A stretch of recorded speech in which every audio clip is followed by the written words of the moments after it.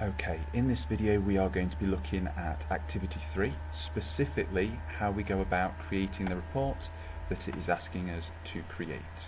So the first thing that we're going to do is quickly remind ourselves about what it's asking for. So we've got create a report that shows a list of galleries. There's one piece of information that we're going to need, so we can highlight that. We've got to show their exhibitions, which is fine because the list of gallery is going to show us how many exhibitions is going to be inside that gallery anyway. We've then got to calculate the end date. We've got to look at the total number of exhibitions, and we've also got to look at the total numbers of days that exhibition will run. So we're going to create a report from this. However, if we consider what we've currently got available inside of our database, if we look at the exhibitions to start off with, I've got the gallery information, which links to our gallery table, which tells me the actual name of the gallery. I've got a start date, if I just open that up, which tells us when it's starting, and I've got a total number of days that exhibition will run across. Flipping back to what it's asking us to do. So I've got the list of galleries already. I haven't got an end date yet. I've got a total number of exhibitions that I haven't got the information for at the moment, but I have got the total number of days that the exhibition will run. So let's concentrate on this end date for each exhibition first. This is going to require us to create a query to pull that information off. And really, we can try and write a query that will show us a lot of this information, except some, and we'll have a look at that momentarily. So let's close this down and let's have a look at creating a query. So I'm doing this based upon exhibitions, and I'm also looking at galleries, which is what we identified earlier. So I'm going to add in my exhibition table and also my gallery table. I don't just add the exhibition table because no one will understand, a user of the report, will not understand the numbering system that we've got as an ID. So I'm not going to put a gallery ID in here when I want to output this report. I'm going to tell you the name of the actual gallery itself, taken from the gallery table. It also asked me to show you the number of days. So I'm going to pop the number of days on there.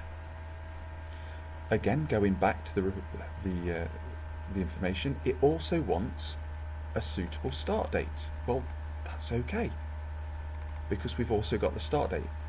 So look at this now. We've already completed the fact that I should show the gallery names, I should have a start date, and I've got a total number of days that gallery will run. I've already answered 3 of their requests. However, end date is slightly different. We don't have that in existence currently inside our database. We don't have a field for it. So in this particular case, we are going to have to create one. So I'm going to give or create a field name, and I'm going to give it a title that I'm happy for it to be. So I'm going to go exhibition end date. I'm always making sure that I'm using the same method, a consistent method of how I label my field names. Now I need to essentially work out how I will get an end date, and this is quite easy because I have a start date and I have a number of days that will end, or how long that exhibition will last.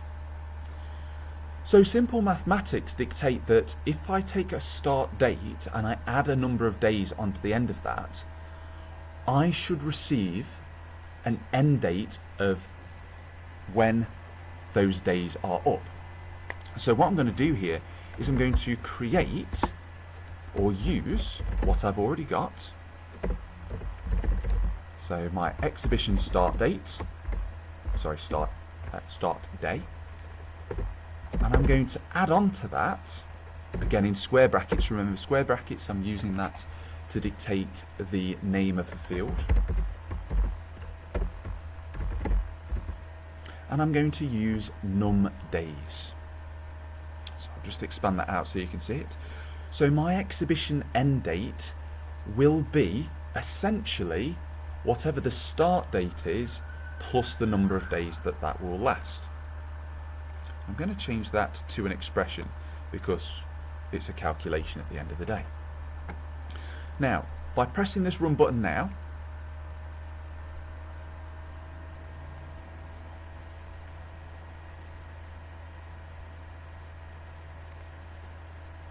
I've spelt it wrong. There we go.